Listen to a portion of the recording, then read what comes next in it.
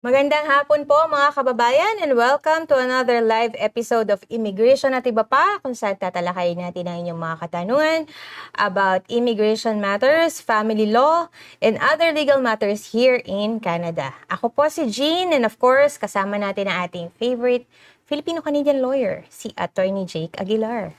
Magandang hapon, Gino. Ayan, part 2. Good afternoon. Second take. Ganyan po talaga pag inayos po live. natin ng konti yung sounds natin. Inayos lang po yung sounds. Ayan. Opo, pangit nga ang audio mic. Ayan, kaya inayos natin. Hopefully, maganda na ngayon yung dating yung sound Right. natin. Okay. So, sige. 2 episodes po tayo ulit today. Samahan niyo po kami.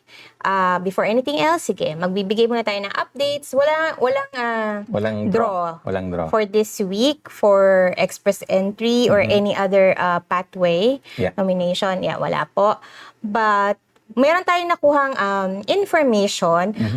Ito, interesting. For those who are here in Canada, applying for LMIA-based work permit, for applicants applying for work permits na may LMIA, ayan, Canada has extended the grace period for the work permit application submitted while LMIA is in process to an extra 30 days. So instead of 60 days, 90 days na ngayon yung extension ng processing. Tatagalogin po natin. Sisimplify natin. So dati po kasi pag nag-apply tayo ng work permit, ng LMIA-based work permit, and again, kung may mga question kayo about dyan, ito siguro magandang time para pag-usapan natin. Focus tayo sa LMIA-based work permit kasi yun yung pinaka-common nga din na work permits. So, ang bago lang ngayon, pag nag-apply tayo ng work permit na base nga sa LMIA, kahit hindi pa approved actually yung LMIA, kahit pending pa siya, pwede na tayo mag-submit ng application. Yun nga lang, pag nasubmit natin yung application ng work permit na yun, you're only given up to 90 days to submit yung approved LMIA. 60. So dati nga 60, ito yung bagong update natin, ngayon 90 na. Yes. Actually, dati na yon parang nire-reiterate lang natin yung rule na yon. So ngayon, you have 90 days to submit the LMIA. Pag hindi nyo pa rin na-submit yun within 90 days, pwede na mag-decision si officer at pwedeng ma-refuse nga yun, gawa nga ng walang LMIA. Kasi required talaga supposedly yung LMIA. Nag-extend lang ngayon kasi nga recently medyo humaba yung process para sa LMIA. So yun po yung buong kwento niya. Let us know po kung meron kayong follow-up question tungkol dyan. Ayun. Okay. So, yun po yung updates natin for today. And of course, samahan nyo kami. You are free to send in your questions. Ayan, meron na yata nag-send ng question sa atin. Hello daw, si Patsy, si Mike. Attorney Jake, hello. Ayan, pangit ang audio. Ayan po, inayos na natin ang audio ngayon. Para daw tayong electric fan. Mainit kasi. Oo nga, mainit kasi. Ayan. So, mabuti naman at nakasama ka namin today, Patsy. Sige. And, meron na tayong question. Ayan, from Iselepres 4177. Siya yung question din last week. Yes. Thank you for joining. Ayan, good morning po, Attorney Jake and Miss Jean. Ngayon ay nasa Canada na ako. Lagi ko na kayong napapanood live. Ay, wow, salamat thank you. naman. Compared nung nasa Pinas pa, ako, 2 a.m. doon ang live nyo Kahit pala sa pag-start. Pilipinas, nanonood na si Watching Cycle from, Press. yes, Red Deer, Alberta. Ayun, maraming salamat. Salamat po sa pagsunod. Iselepres, paano ba natin i-pronounce ang iyong name? Ayan, maraming salamat for always joining. At ngayon live na. Ayan. Okay, Right. we got an offline question. Good morning. I wanna ask, how is the Lonely Canadian program? My aunt is alone here in Canada and I wanted to sponsor me, her niece. Paano po ba siya magiging eligible to sponsor? So yun yung pagka yung isang PR o Canadian dito sa Canada, walang ibang kamag-anak na pwedeng i-sponsor ba? Pwede siya mag-sponsor ng, ang kagandahan nito, marami siyang choices pagdating sa sa relative. Kahit yung medyo malayong kamag-anak na pwede. Pero may mga hierarchy pa din, like kung meron ka pang magulang, actually dapat yun munang unahin mo. Yes. And then kung may mga kapatid ka, yun muna yung unahin mo. Pero kung wala pa din, pwede ka na mag-sponsor ng kahit mga pamangkin eh. And then in some cases nga kahit overage na yung relative mo, meaning dati kasi hanggang 21 lang yung pwede mong i-sponsor, di ba? Yes. So ngayon, kahit Beyond lagpas that na doon, age. Oo. kahit beyond na doon yung age, pwede pa rin. So ang pinaka-bottom line niyan is, kung yung PR or citizen dito sa Canada, wala siyang ibang kamag-anak na nandito. Talagang mag-isa lang. Na PR or citizen, Oo. pwede siyang mag-sponsor nga ng ibang kamag-anak. Other relatives ang tawag natin. So yun yung basic requirements doon sa program na yan. Ayun. Okay, sana nasagot namin yung tanong nung nag-offline question sa atin. Ayan, sabi pala ni Isel Epres. Yun, yun ang Isel Okay. Epres. Yun ang pronunciation ng name niya. Maraming salamat for telling us. Ayan, okay. So, meron pa ba tayong ibang question? Ayan. Sige lang. Ito, meron tayong nakuhang new offline question. My partner and I communicate in Tagalog. Can I translate our messenger chat history myself? We are submitting a common law partner sponsorship. Hindi po kayo pwede mag-translate nun. Dapat may ibang tao na magta-translate nun.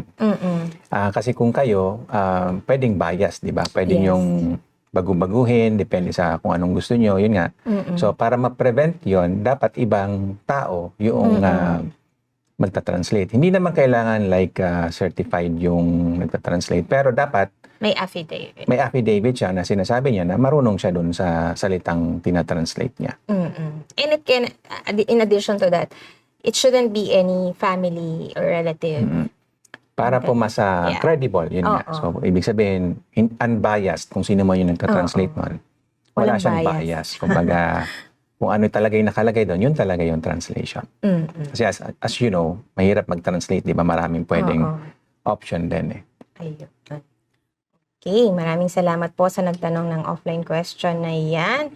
Okay, si Patsy may tanong daw siya. Sure, Alright. go ahead, Welcome Patsy. na welcome, Patsy. Huwag Yeah, masyado please mahirap. feel free to send in your question and we will try our best to answer your question. Okay. Sige lang po, i-send nyo po yung mga questions nyo in the comment section below or kung gusto nyo mag-hi sa amin, let us know kung nasaan po kayo, saan kayo nakikinig ngayon. Are you in Canada or outside Canada? Or magkwentuhan lang tayo. Kung anong balita dyan sa inyo, sa lugar ninyo, siguro. Sa mga bagay-bagay, sa buhay-buhay, anong nangyayari sa inyo? Pero kung immigration related, syempre mas maganda. Kasi yun yung talagang Or natin, family topic law. natin. Kung meron kayong questions about family law, pwede rin sagutin ni Atty. Jake. Right. Any other legal matters here in Canada, pwede. Or yung kung may mga Kasi- nanonood nga dyan, tulad ni Y-Press ba yan? Or E-Press? Sorry. Isel. Na nanood dati sa Pilipinas pa lang. So kung may mga nanonood ngayon na nasa Pilipinas, welcome po kayo magtanong. Kahit sa tingin nyo very basic yung mga tanong nyo, Yeah. welcome pa rin po yon. Meron kami mga nakikita sa Facebook page na sabihin natin napaka-basic nga nung tanong, like what is PR, mga ganon. I don't know kung nasagot na nga natin yon. Pwede natin sagutin yung mga kahit ganon ka-basic. So wag po kayong mahiyang magtanong. Ayun. Okay. So, we have some offline questions. Sige, basahin na muna natin yung mga offline questions na na-receive natin. Teka, pumanik yata. From PLL. Hello po, I'm on an LDR, long distance relationship, and we are planning to get married po.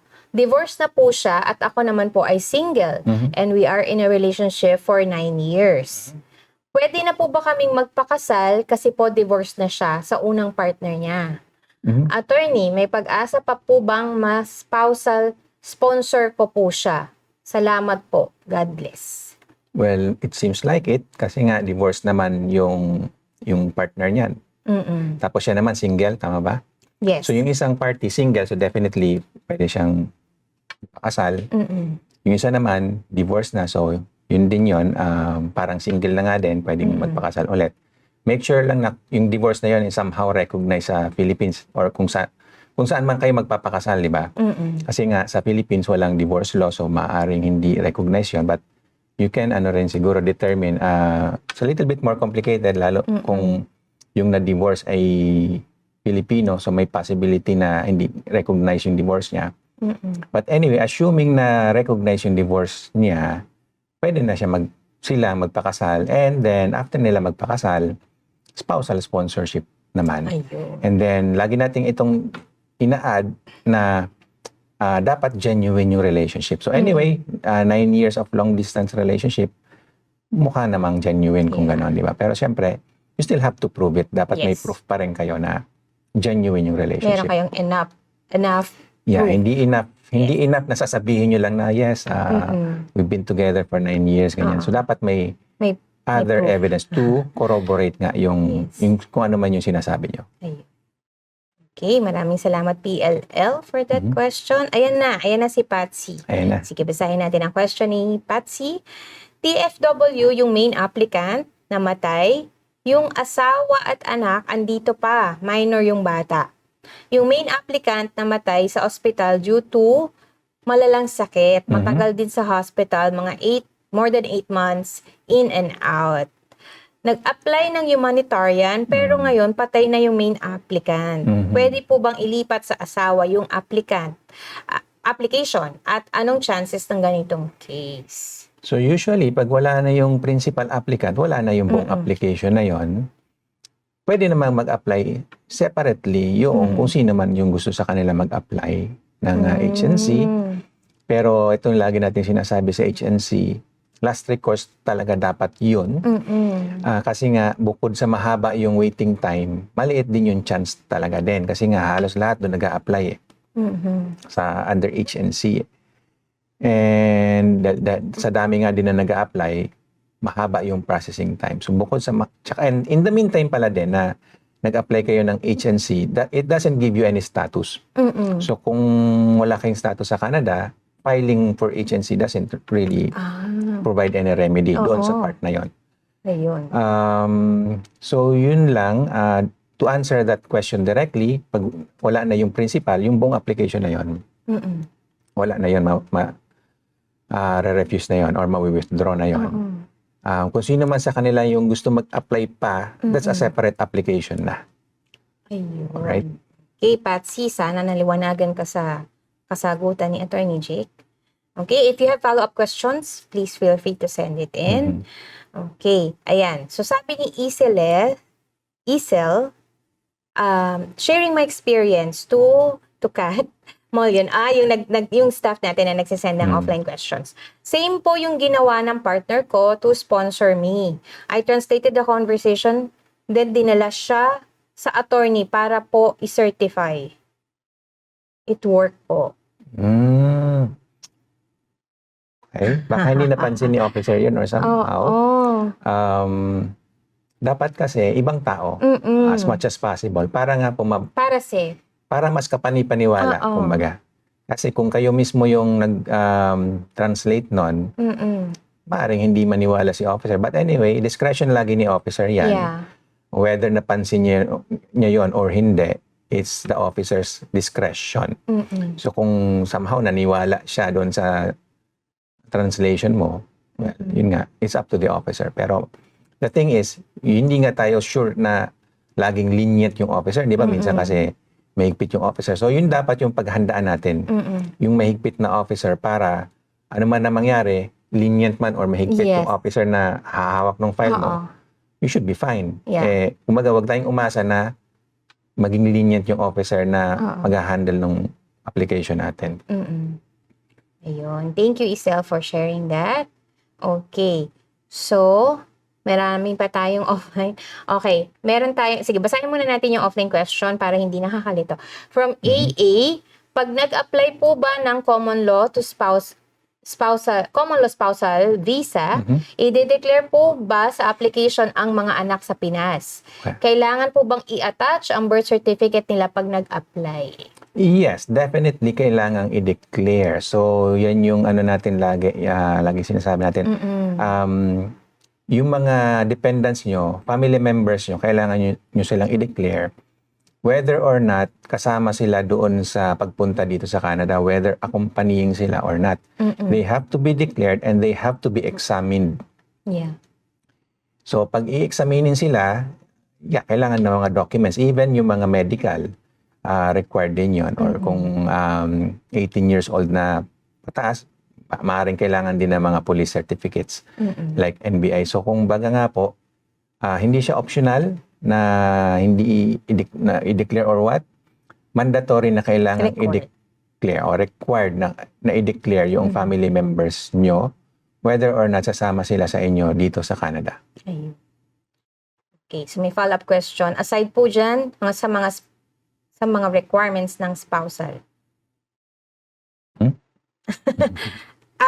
So aside sa requirements ng spousal, yun nga, idadagdag, yes. So kailangan mong i-declare ang iyong dependents and kailangan ng birth certificate. Kailangan ng birth certificates, kung mga certificates para ma-identify din yung tao na din-declare nyo. At yun nga, mga other documents like kung kinakailangan, police clearance, kung kinakailangan, kung required.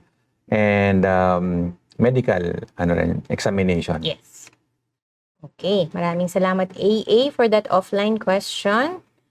O yan, meron na tayong nakuhang another live question from Marites Sham, 9329.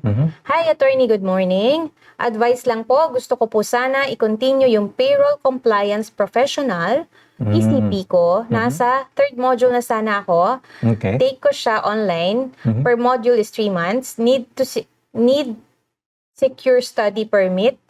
Ano pong kailangan ko? Nasa maintain status po ako ngayon. Holder at 8 months na po yung bridging open work permit. Still waiting po sa approval. Anong magandang gawin po? Maintain status saan? Ano yung status na naka-maintain? Naka-bridging open work permit siya. Okay. Tapos nag-aaral din siya, pero 3 months lang yung module na yon, tsaka online pa? So per module is 3 months. And there's 3 pero modules, yung so buong 9 course months. na yon, yung buong course, ano ba to? Parang independent ba yung mga module na yon? Yun ang hindi natin alam. Anyway, it's best pa rin, kumbaga ang pinakamagandang advice is mag-secure kayo ng study permit para walang kaduda-duda na allowed kayo na mag-aral. Yun yung best. Although in some cases, kung less than 6 months nga yung aaralin nyo, ang sabi din ni IRCC, hindi nyo na kailangan ng study permit. But again, sila din mismo nagsasabi na yung best practice is mag-apply na rin kayo ng study permit. So I understand, medyo nakakalito yung yung guide na yun. Pero yun nga, kung gusto nyo maniguro, apply kayo ng study permit. Para safe. Yun yung pinaka-safe. Yeah. Okay, maraming salamat Marites for that question. Ayan, si Patsy. Sabi niya, nakakalungkot naman yun, attorney. So kung ganon, automatically walang status yung asawa at anak dahil namatay na kahit na isubmit na yung application ng agency bago pa mamatay. And hindi pwedeng ilipat sa spouse. Yeah. Tama yun, Mike. So nakakalungkot. Usually naman kasi nga din, yung mga nag-apply talaga ng HNC, yun yung mga nakakalungkot na sitwasyon.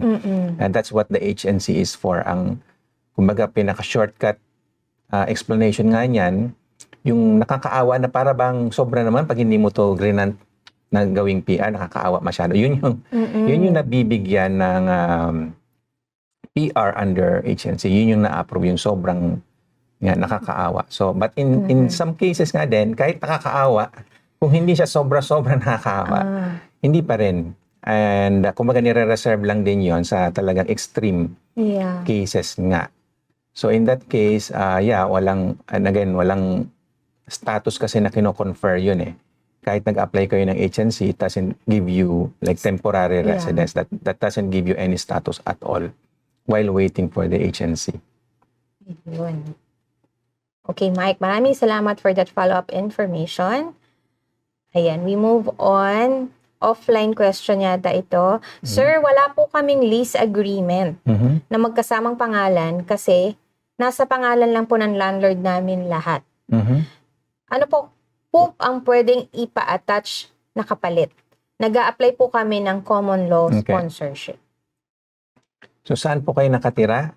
Sino yung nag-a-allow sa inyo na tumira? Kumbaga parang sino yung landlord nyo? Yung landlord na yon, pwede siya mag-execute ng affidavit or letter na nagsasabing doon kayo nakatira, kayong dalawa magkasama kayo doon. So that's one thing na pwede nyo isubmit. Or yung mga billings nga po, so kung pareho kayo may billings, di ba? Like phone billings or any other billings, kung same yung address nyo doon sa billings na yun, that can be another form of evidence. Or same government IDs. Government IDs with same addresses. Yun yung isa yun sa pinaka-strong supporting So yun po yung mga example na pwede nyo isubmit. Okay. Maraming salamat sa offline question na yan. Sige po, tuloy-tuloy lang tayo. Please feel free to send in your questions in the comment section. And if you also want to get in touch, andyan po yung contact details namin in the screen. So you can get in touch with us through our website, jcalaw.ca, or tawag po kayo sa trunk line namin, 1-855-522-5290. Yan. Nasaan na sila? Baka nagla-lunch sila. Ano bang lunch nyo ngayon? I-share nyo sa amin. Dahil hindi pa kami nagla-lunch. So, pwede po kayong magtanong. Ano bang pwede nating pag-usapan habang naghihintay tayo ng questions? Yan, so yung mga natin. nakikinig nga dyan na kahit papaano may tanong sa LMIA ba? Napakaraming pwedeng itanong doon eh. LMIA or yung work permit. Kasi dalawa yan eh. Dalawang magka-related na application. So ito, sige, kahit wala nagtatanong, tayo na lang mag-discuss. Total, yun yung topic natin kanina. So, yung aplikante, yung employee, bago siya makapag-apply for a work permit, dapat nga may LMIA. Yung LMIA naman, kay employer yon. Si employer muna yung mag-a-apply noon. And at that stage, kung tutuusin, out of the picture pa si employee. Si employer, kailangan niyang i-convince si government na kahit paano naghanap siya ng PR especially or citizen na pwedeng i-hire para doon sa role na yon, sa trabaho na yon na gagampanan nga sana nung empleyado na gusto mag-apply nga ng work permit. And pag si employer wala siyang makita na PR or citizen, that's the only time na i-allow siya na mag-hire ng any foreign worker na eligible. So yun muna, it can be any foreign worker na eligible, not necessarily kung sino yung nag-a-apply doon ngayon.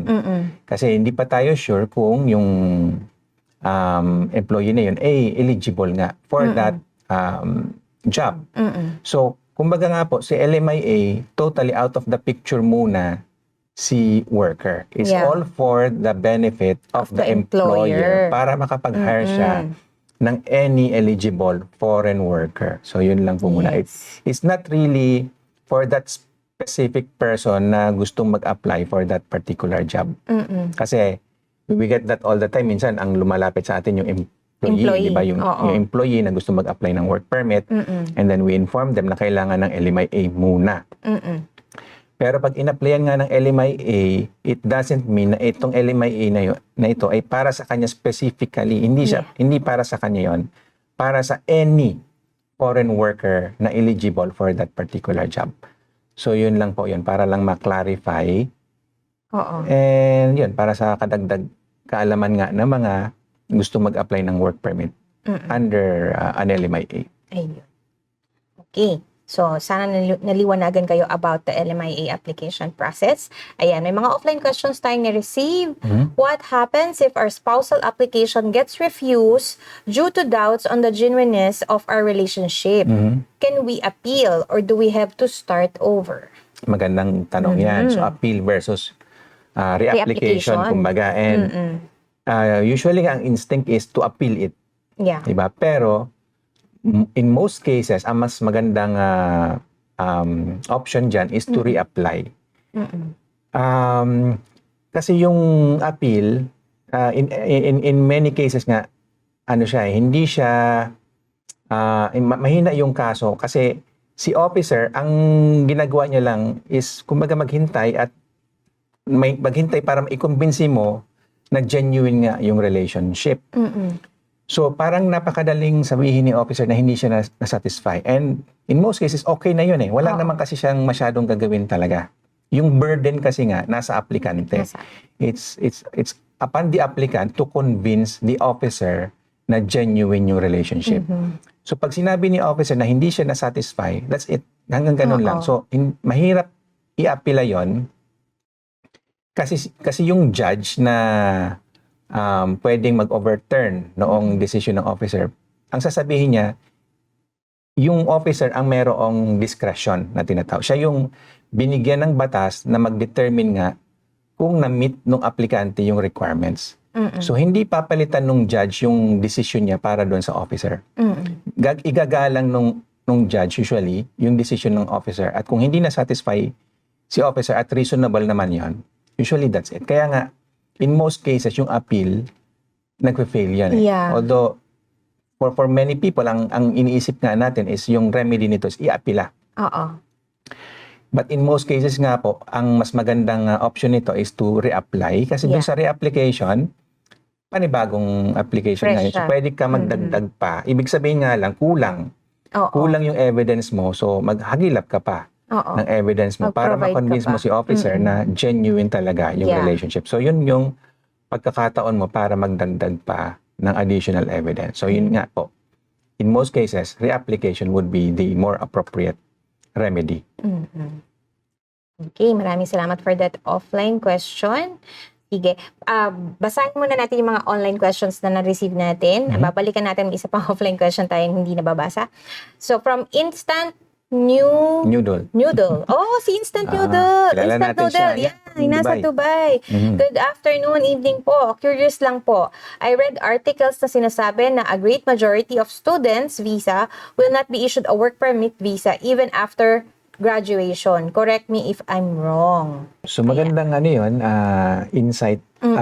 May katotohanan din kasi yun eh. And then kami din sa office, kumbaga we can agree kasi nga maraming lumalapit sa amin na ganyan nga ang sitwasyon. Nag-aral sila, natapos nila yung program, nag-apply sila ng work permit, yung PGWP, and then na-refuse.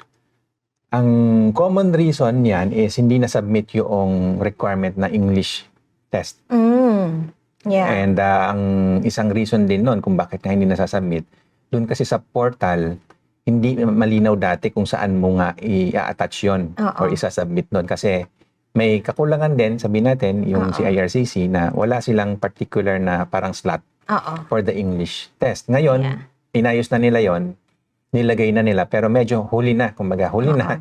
Kasi marami na ang na-refuse. And then, ang isa pang masaklap nito, kasi yung PGWP application, matagal din ang processing. Minsan, mahigit din 6 na buwan. So, in the meantime, umaandar nga yung oras. May deadline yun eh. Sa pag-submit ng after you graduate. After you get if I'm not mistaken, it's about 180 days na from after mong matapos nga yung course mo. You only have 180 days to submit that PGWP application.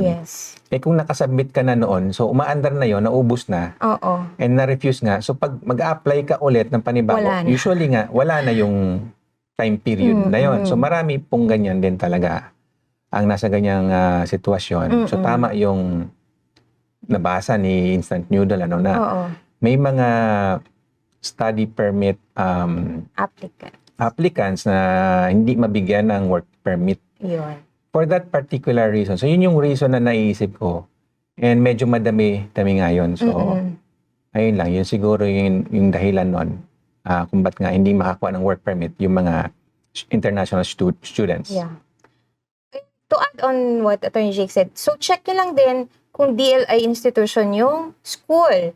Baka mamaya nagpalit na, naging non-DLI. So, just yun yung always unang-una make nyo sure. dapat na tingnan, before pa kayo mag-aral, ensure nyo na DLI yung school na papasukan nyo. Ayun. Okay, maraming salamat for that question, Instant Noodle. Merong follow-up question si Patsy. Attorney Jake, may tanong ako. Paano kung nakapatay si TFW due to self-defense? Dahil ang dami ngayong nangyayaring mga racism. Ayan. Ano ang potential impact sa PR application niya? Okay, maganda yung mga tanong na yan, Patsy. Interesting. So, Anyway, habang wala pa mga actual na tanong, so I believe kasi yung hypothetical. Tanong ni Patsy, hypothetical. So, okay naman yun. Pwede nating i-discuss. So, kung as you mentioned doon sa facts is self-defense, diba? Wala siyang criminal obligation doon. Pwede siyang ma-charge pero hopefully, ultimately, ang kahihinatnan nun is not guilty siya. Yun yung finding. Or i-withdraw na lang mismo nung Crown, kumbaga nung prosecutor, yung case. Kasi nga, it seems like wala siyang pananagutan. Pero, baka dumaan pa rin siya sa trial. Kumbaga, kailangan niya pa rin patunayan na yun nga, self-defense. Kasi unang-una, aminin mo na nakapatay ka eh. So, yun yung first thing doon. And then, the next step, magbigay ng pruweba na self-defense nga yung pagkakapatay. So, medyo nandun pa rin tayo sa, kumbaga may danger pa rin na may risk na what if nga hindi mo napatunayan yun. Hindi, may kaso ka nga, pwede kang guilty. And yun, pwedeng magkaroon ng implication doon sa PR application or even doon sa temporary residence. Baka hindi na yun ma-renew or pwede nga ma-deport. Kung mapatunayan na guilty siya. Kumbaga, kasi as you know, yung pagpatay sa isang tao medyo serious na offense yun. Pero as what the fact says nga din na self-defense naman. So kung may establish yung fact na yun na self-defense, walang criminal liability doon. Ayun, maraming salamat Patsy for that very interesting question. Okay. Ayan, si Instant Noodle ulit. Sabi niya, tanong ko lang po, bakit yung mga students, naka-student visa currently, hindi nag-a-apply ng PNP? PNP naman.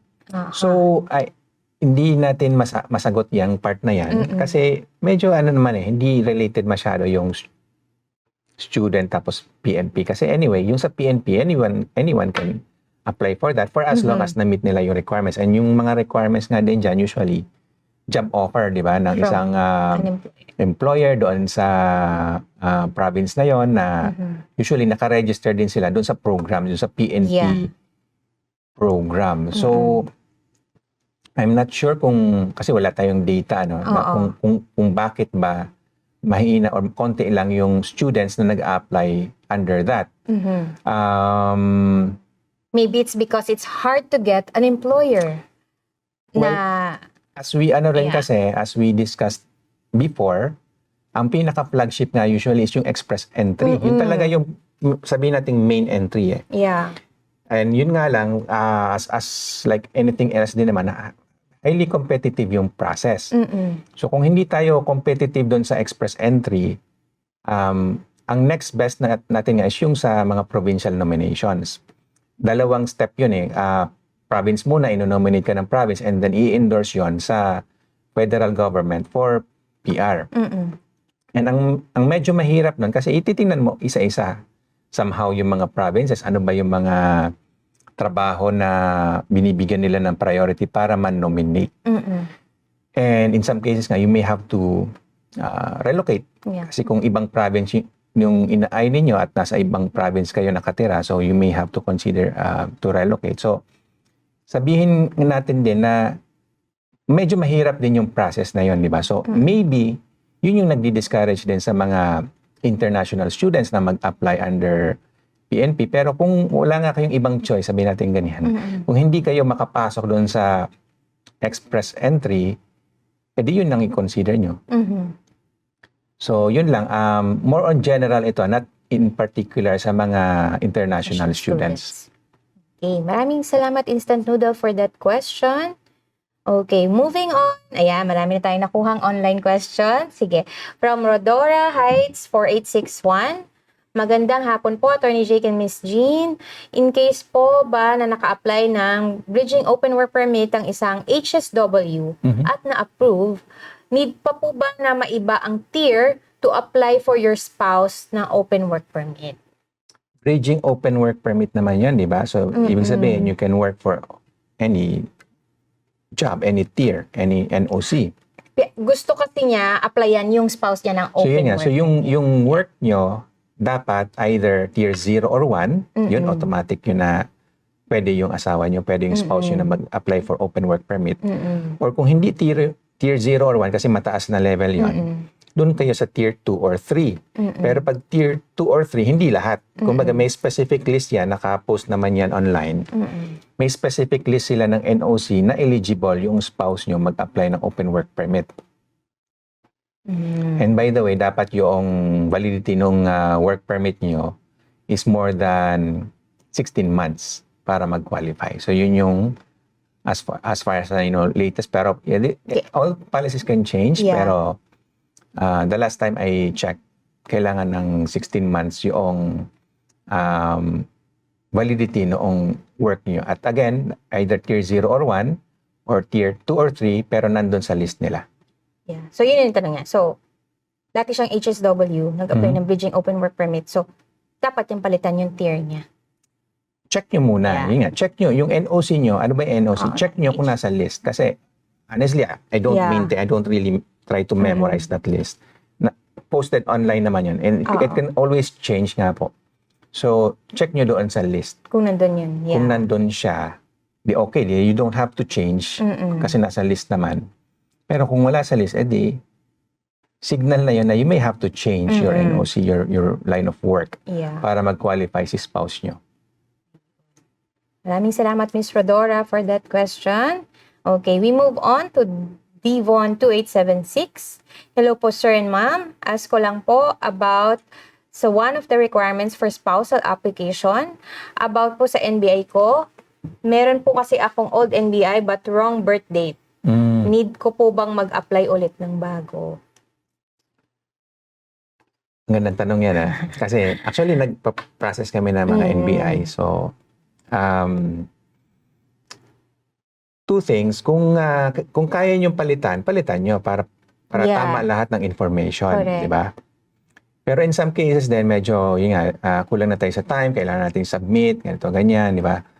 So, kung ano yung meron kayo, I would suggest i-submit nyo na. Kahit mali yung birth date or kahit may mali doon sa address or whatever, submit nyo na yon and pwede nyo namang i-indicate doon sa application nyo na to follow yung corrected NBI. So, may mga paraan naman dyan. And then, ang bottom line din kasi nga, para doon sa NBI clearance na yon, para ma-determine na hindi kayo criminally inadmissible. So, related to doon sa question ni Mike somehow, yung criminal inadmissibility. Pag may kaso tayo, posibleng maging inadmissible tayo. Inadmissible meaning hindi tayo pwedeng maging PR. So, even if meet na natin lahat ng requirements, kung inadmissible tayo, hindi pa rin nga pwede. So, doon yung tinitingnan sa NBI or police clearance. And kung may konting discrepancy doon, like, especially sa address, kung hindi siya masyadong importante. Pero yung birth date kasi, material yon kasi baka hindi ikaw yon, baka isipin ng officer, police clearance ng ibang tao yung sinasubmit mo, kapangalan mo lang, pero hindi pareho yung birth date. So, baka hindi ikaw yon. So, pwedeng i-consider ni officer yon na hindi valid yung sinubmit mo na document, di ba? Pero you have to inform the officer nga din na may error doon sa document mo and then isasubmit mo later on in a short period of time as much as possible yung corrected NBI clearance. So, kumbaga nga po, you can explain all this and you can submit yung best evidence na meron ka at that time. Yeah. Ayun, magandang explanation yan. Maraming salamat for sending us your question, Devon 2876. Sana naliwanagan ka. Ayan, okay. Moving on to Bune Beck 5114. Hi, Ms. Jean and Attorney Jake. Ask ko po sana kung kailan po ang best time para mag-apply ng Bridging Open Work Permit for HCCP submitted Stage 2 PR application November 2024 and PR will expire dali lang. Merong second. April 2027.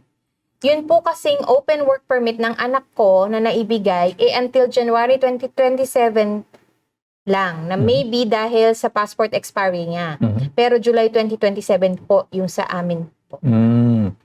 So usually pag mga ganyan, ang pumipigil doon sa validity noong immigration document na na-issue, kung ang pumipigil doon is yung passport, ang normal na remedy is i-renew mo yung passport para humaba yung validity at apply ka ng extension noong immigration document na in-issue sa inyo para nga din ma-maximize yung validity period noon. So yun po yung normal remedy dyan. I-renew nyo muna yung passport and then apply kayo ng extension noong immigration document na limited kasi nga sumunod lang siya doon sa passport nyo na mag-expire na. Yeah. So yun po ang solusyon para dyan. Okay. Maraming salamat, Byun Beck, for that question. Sabi niya, ayan, thank you and God bless. Ayan, maraming salamat for sending us your question. Okay. May question din si Boss Revi. Ayan, good morning po, attorney. Out of status na po ako ngayon. Waiting ng LAMIA, then restoration ng work permit ko.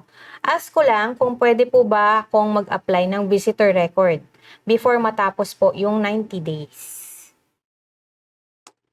Online question yan, no? Online. So magandang sagutin yan kasi nga yan, related sa pinag-usapan natin kanina, LMIA work permit. So pwede ka mag-apply ng restoration sa visitor within 90 days. Pero ito yung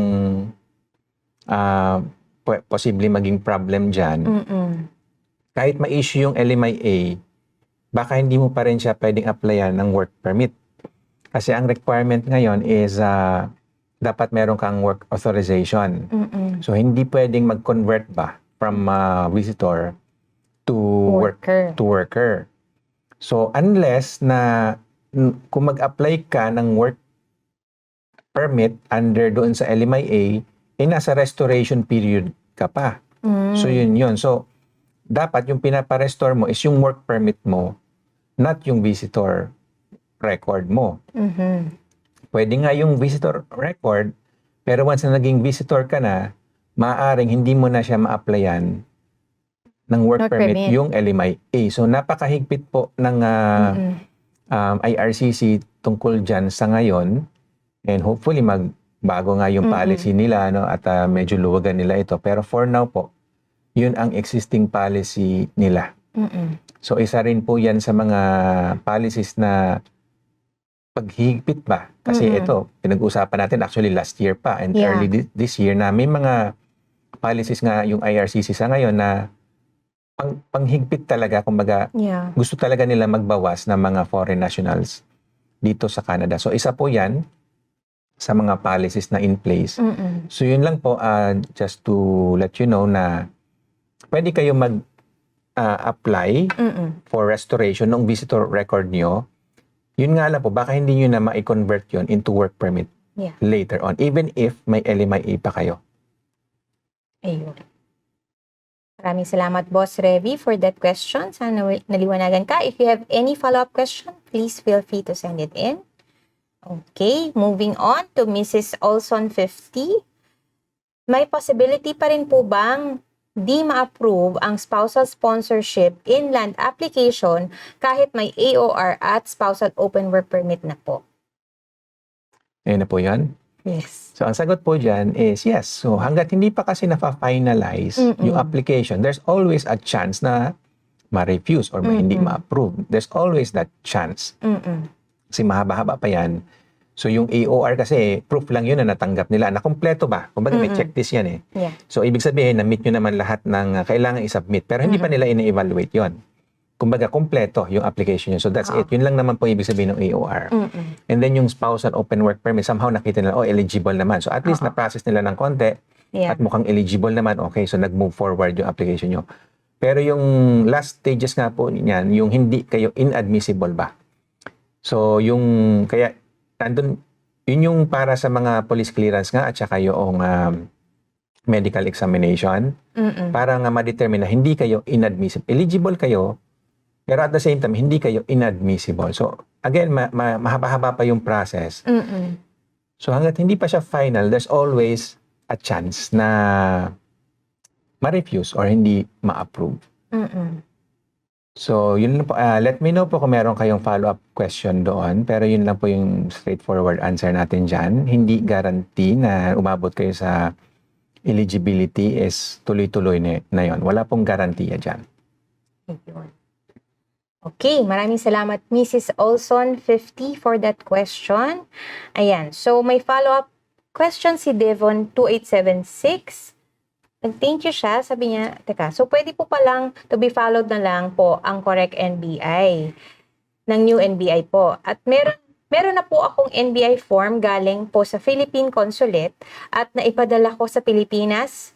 Ngayon po, ang problem ko, need kong mag-apply through online ng NBI. Ano po bang mai-advise nyo? Thank you. So yun po, in general din, submit yung best evidence na meron kayo. Siyempre, kung wala talaga, wala. Pero kahit pa paano din, ipakita nyo na nag-e-effort kayo na remedyuhan yung kung ano man yung deficiency ninyo. Like in this case, yung tamang NBI, so deficiency yon. Pero ipakita nyo na nag-e-effort kayo.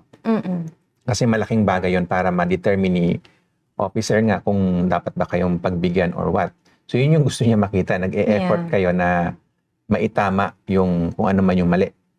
And then submit nga yung best evidence. So ano pa yung iba niyan? Anong pwedeng gawin? So I think ginagawa niya na kasi. Online. Ginagawa niya naman na yun nga, i-submit yung kung ano yung meron siya and then mag-reapply and then i-inform si IRCC na on the way yung corrected NBI. And then that should be it. Ayun. Okay. Maraming salamat for that question. Devon 2876. Ayan. Meron tayong isa pang online question na tanggap natin from Manina 2468. 1 month left PGWP. Pwede pa po bang mag-submit ng Lamia Work Exempt Work Permit application? After 1 month and wala pa pong result, can I continue working po kahit ma-expire ang PGWP permit? So, dapat ma-submit yun before mag-expire yung PGWP, ano? Para magkaroon kayo ng maintained status po. So, dapat before. Kung after, wala na. Wala nang maintained status yon. So, it has to be before. At kung sinasabi nyo na LMIA exempt naman siya, i-provide nyo yung basis doon sa LMIA exemption na yon. Ayun, so, yun lang po yung critical dyan. It has to be before mag-expire yung current work permit ninyo. Maraming salamat, Manina, for that question. Sige, balikan natin yung isang offline question na na-receive natin kanina para huwag natin makalimutan. Okay. Somebody asked, Anonymous, attorney, online lang kami nagkakilala ng fiancé ko. Okay. Hindi pa kami nagkikita in person kasi hindi pa po nakakapag-travel. Pwede pa rin po ba mag-apply ng spousal sponsorship pag kinasal na kami? Magandang tanong yun. I would say hindi kasi medyo mahina yung proof about the relationship being genuine Kasi hindi pa kayo nagkita like in person. So para bang how can you say that a certain relationship is genuine if you haven't even met that person? So what if hindi siya yung tao na iniisip mo, di ba? Baka ibang tao pala yun or nagpapanggap siya, di ba? Kasi online It can be anyone. Pwedeng lalaki pala na nagpapanggap na. It can be anything. Pwede nga ring AI. So we don't know, di ba? Ang daming doubts, ang daming question mark doon. So if you haven't seen that person face to face, how can you be sure na siya nga yun?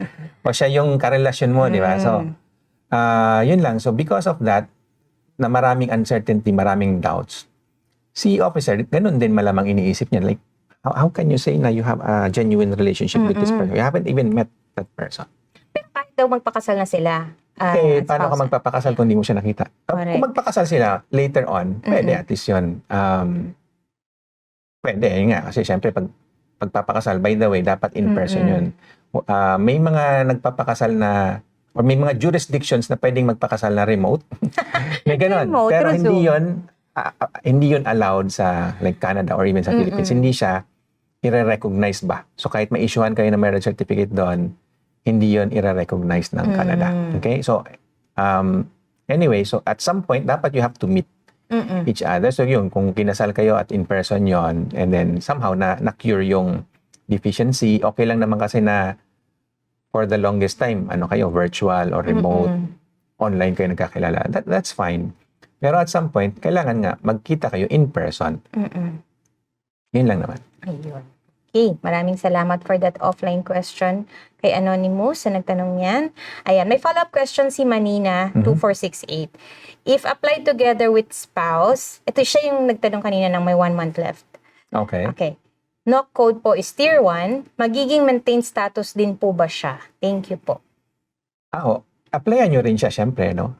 Before mag-expire din yung work permit niya, applyan nyo rin siya ng open work permit or any work permit na may basis, kumbaga. Yun po, magiging maintain din siya pagka ganon. Ayun. Okay, maraming salamat Manina for that question. Ayan, meron na namang question si Patsy, balikan natin kanina. Ayan. Attorney Jake, eto po, may CEC hopeful, 45 years old, may 3 years PGWP, mag-expire next year, around May, nasa Ontario, may federal job with IRCC as IT worker. Mataas ba yung chance na makalusot English speaker? Okay. So, yung mataas ang chance, depende sa actual score niya, CRS. Score niya, so, yung last draw, 523, tama? Yeah. So, depende sa score niya. Naabot niya ba yung around 523? Kung yes, edi we can say na mataas yung chance niya kasi depende, ilang taon nga ulit siya? 45. 45, so medyo lagpas-lagpas na siya. Baka zero na siya zero na siya sa age. Malaking factor din nga yung age. Kailangan niyang bumawi doon sa other factors like yung Canadian experience niya, for example. Naka 3 years naman siya, so mataas din yun. Pero hanggang 5 years yan as far as I know na pwede kayo magkaroon ng extra points. And then yung languages nga, English and of course French na lagi natin din binabanggit, na maximize niya ba? At least yung sa English man lang, yung primary language niya, na maximize niya ba yon? Ay ba siya doon sa lahat, doon sa 4 na skills? And then, yung education niya, kasi may points din doon. So, anyway, bottom line is, kaya niya bang abutin yung 523 para sa CEC? If yes, then sabihin natin malakas. Pero kasi medyo duda ako doon sa age niya kasi yun nga medyo parang ano siya sabihin natin parang pilay ba in the sense na wala siyang nakuhang points sa age. So, mahirap i-overcome yun Ngayon lang. And then, kung hindi siya pwede doon sa CEC, which is yung flagship nga supposedly, try niya yung ibang category. And then, again, ito yung pagkakataon natin na isingit yung French category kasi last draw, 382 lang, napakababa na nun. At 5,000 pati yung in-invite nila doon sa category na yon. So, consider niya yon. And in some case, many cases ka actually sa mga nakakausap natin it's about a year lang naman daw na training sa French language. Maraming nakakagawa ng 1 year or less. Ayun lang naman. I'm just putting it there para at least nga ganahan kayo at mai-consider nyo na mag-aaral ng French nga para ma-achieve yung PR na gusto nyo. Yes. Yan, kung marami pa siyang time, why not? Exactly. 1 year is not a very long time din naman Maraming salamat, Patsy, for that question. And ayan, sige, we have 3 minutes, so I guess we can still read one offline question. Do I need a job offer to qualify for express entry? Or pwede po mag-apply without one? Sa express entry, in many cases nga hindi kailangan ng job offer. Isa pa, di ba nga, yung points para doon, tinanggal na nila yun a long time ago, di ba? Last year pa nga yata nila tinanggal yung points dati kasi may points yan, up to 200 points actually. So malaking points yun, pero inalis na nila yun kasi marami daw dayaan. So in many cases nga po, hindi required na meron kayong job offer. So yun lang po. Pwede ka pa rin gumawa ng profile. Pwede pa rin kayong gumawa ng profile, express entry. Ang importante kasi yung other credentials nyo, tsaka yung experience nyo, Canadian experience, not necessarily a job offer. And in fact, wala na ngang points yun. So as long as you have the eligible ka for yung education credentials, saka language proficiency, ayun, you can create your profile. Okay? Ayan, we still have 2 minutes, so pwede pa po kayong mag-send in ng questions nyo. Wala na ba? Kahit offline? Pwede natin extend yung mga ibang sagot natin. Nabasa ko na ba lahat? I think nabasa na naman lahat. Si Mrs. Nabasa na si Mrs. Olson. So yung siguro expound lang natin, yung sinabi ni Manina na ang isasabit niya is LMIA work exempt. Okay. Work permit application. So ano ba yung mga kailangan niyang, kasi 1 month left and gusto niya mag-submit So yung ng basis nga LMIA ng work exemption na yan, kung LMIA exemption, anong basis nun? Yun yung kailangan nyo i-submit. Yeah, yan. So, kailangan nyo pong i-prove na talagang exempted kayo for LMIA. I think they have a certain code for that. Right. Kung yung employer May nyo. mga codes po yan. So, make sure po na kung totoong LMIA exempt ang inyong employer, they should provide you a code in order to apply. Right. So, maraming po salamat for joining us.